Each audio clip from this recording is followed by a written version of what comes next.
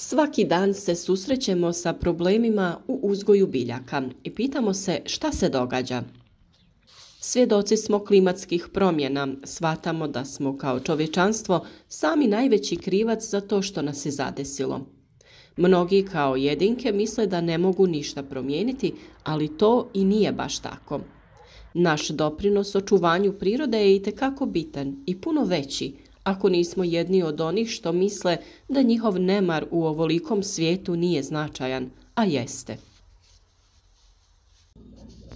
Samim tim se više vrtlara okreće se prirodnim rješenjima, koriste prirodna organska gnojiva, ekološke preparate za zaštitu od štetnika i bolesti kako bi održali zdravu sredinu u svom vrtu. Briga o biljkama u organskom vrtu također predstavlja odgovorno upravljanje tlom kako bi se osiguralo održivo okruženje za rast i razvoj. Mi se trudimo da takve savjete predstavimo na našem kanalu kako bi svi bili više savjesni i uzgajali biljke na ekološki prihvatljiv način. Upravo iz tog razloga danas govorimo o korištenju zeolita u vrtu, naglašavajući njegovu ulogu u zaštiti tla, biljaka i vode te očuvanju prirode. A šta je to zeolit? Zeoliti su prirodni rijetki minerali vulkanskog podrijetla. Nastali su hemijskim procesom koji je trajao dugi niz godina reakcijom vulkanskih para i oceanske vode. Prilikom erupcije vulkana tekuća lava i gust pepeo u kontaktu sa morskom vodom formirali su stvrdnutu lavu iz koje se 1000 godina kasnije počeo formirati zeolit. Različiti uslovi, oscilacije temperature te različite geografske lokacije uvjetovali su i različite vrste zeolita po sastavu. Klinoplilolit je podvrsta zeolita koji se najviše upotrebljava kao lijek u humanoj medicini, zatim značaj ima i u poljoprivredi i hranidbi životinja, proizvodnji deterdženta i sl.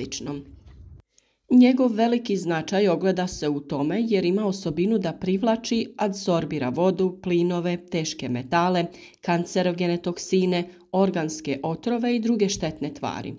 Koristi se za detoksikaciju zemljišta, ljudi i životinja zbog svoje adsorpcijske moći. No vratimo se mi našoj temi, a to je upotreba zeolita pri uzgoju voća i povrća. Zeolit je naime prirodna vulkanska stijena, a sadrži silicij, kalij, kalcij, magnezij, mangan, natrij i željezo. Poznato je da zeolit poboljšava kvalitetu i strukturu zemljišta. Zemljište je prozračnije i rastresitije. Smanjuje kiselost zemljišta, to jest regulira pH vrijednost zemljišta. U borbi protiv suše daje dobre rezultate jer ima osobinu vezivanja vlage. Također ubrzava rast biljaka, ratarskih, povrtlarskih, voćarskih kultura i cvijeća. Zbog svoje osobine upijanja veže hranjive tvari iz gnojiva i postepeno ih oslobađa u vrijeme vegetacije. Na taj način se poboljšava iskoristivost samih hranjiva. Poboljšava i stvaranje mikroorganizama u zemljištu, a i time stvaranje humusa. Održava dušik u zemljištu. Biljke kojima se dodaje ovaj mineral imaju bujniji korijenov sustav, te je tako bolja iskoristivost vode i hranjivih tvari iz zemljišta. Jača korijen biljke i povećava klijevost sjemena.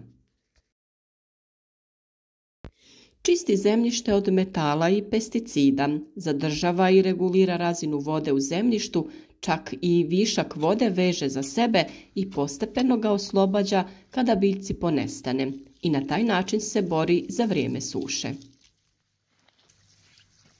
Sadrži biogene, mikroelemente kao što su magnezij, kalcij, molibden, mangan i na taj način utječe na izgled, zdravlje biljke i jača njenu otpornost u borbi protiv bolesti i štetnika.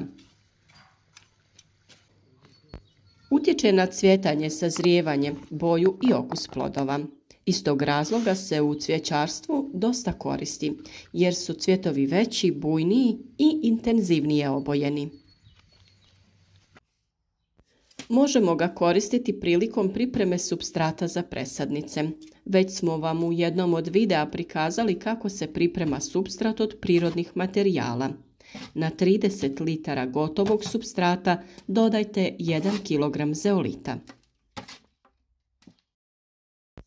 Prilikom sjetve i sadnje biljaka u vrt može se nakon obrade dodati u zemljište te izmiješati. Može se dodavati u redove koje ste prethodno pripremili.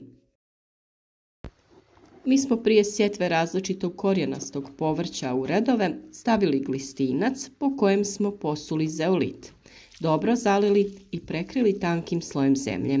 Nakon toga smo rasporedili sjeme i zagrnuli. Kod presađivanja presadnica u vrt poput paradajza, paprika i sličnih, u dublju sadnu rupu dodajemo hranjivo po izboru. Mogu to biti različita prirodna hranjiva poput komposta, stajnjaka i glistinca, te različita peletirana hranjiva ekološkog sastava. Dodaje se i malo zemlje te otprilike 100 g zeolita, to jest 1 šaka. Sve to se dobro promiješa i sadi se presadnica. U posude sa cvijećem u zemlju prilikom sadnje dodajete 2 kašike zeolita, a možete ga dodati i u cvijeće koje je već posađeno, tako što ćete ga jednostavno umiješati u već postojeću zemlju. Osim svega ovoga, zeolit je i svoju primjenu pronašao i prilikom skladištenja voća, povrća i prehrambenih proizvoda. Zeolit ima dugotrajno djelovanje čak do 5 godina od njegovog unošenja u zemljište. Prilikom doziranja ovog minerala treba biti oprezan da se ne pretjera u upotrebi. Najbolje bi bilo slijediti uputstvo samog proizvođača. Doziranje ovisi i od samog zemljišta i vrste biljke kojoj se dodaje zeolit. Na tržištu u ponudi se nalazi u raznim pakiranjima od 25 kg i manje, krupnije i sitnije granulacije. Zeoliti su minerali sa izvanrednom sposobnošću zadržavanja štetnih tvari iz okoliša. Ovi minerali pružaju nam ne samo učinkovite načine čišćenja tla i vode, već su i iznimno važan resurs za održivost našeg planeta. Njihova jedinstvena kristalna struktura omogućava adsorpciju, proces u kojem se tvari fizički zadržavaju unutar pora i kanala minerala. Njihova sposobnost da zadrže teške metale i druge tvari čini ih iznimno korisnim za čišćenje tla od onečišćenja. Kada zeolit za vrt dodajete u organsko tlo, on se integrira sa tlom, privlači i zadržava teške metale poput olova, kadmija i žive, sprječavajući njihovu daljnju distribuciju. Naime, on zadržava teške metale u svojoj strukturi, čineći ih manje dostupnim biljkama i sprječavajući njihovo širenje dalje u tlo i u biljku, što znači da se ne ispiru dublje u tlo, već ostaju unutar strukture zeolita. Na ovaj način vrtlari mogu biti sigurni da je biljka rasla bez apsorpcije teških metala iz tla.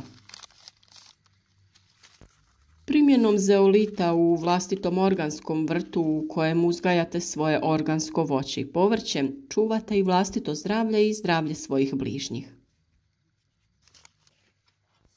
Njegova djelotvornost proizlazi iz jedinstvene kombinacije hemijskog i mineralnog sastava, velike unutrašnje površine te koštane strukture. Ova kombinacija omogućuje dvostruki proces, prvo vezivanje, a potom i oslobađanje hranjivih sastojaka i vode. Važna karakteristika zeolita za vrt je postupno oslobađanje elemenata biljne hrane, posebice dušika. On može zadržati topljive tvari, vezati ih i neutralizirati i uvijek je dostupan biljkama i mikroorganizmima. U Uz primjenu organskih gnojiva i ekoloških preparata za zaštitu i jačanje biljaka, Izeolit postaje vaš saveznik u organskom vrtlarenju. Ne samo da pomaže u rastu i otpornosti biljaka, pružajući im podršku tokom vegetacijskog razdoblja, već pritom dodaje vrijednost vašem sudjelovanju u primjeni održivog uzgoja. Ukoliko želite biti uspješni i uzgajati zdrave i kvalitetne biljke, družite se s nama svaki dan. Podržite naš rad, zapratite kanal, ostavite like podrške, a za sva dodatna pitanja javite nam se u komentarima.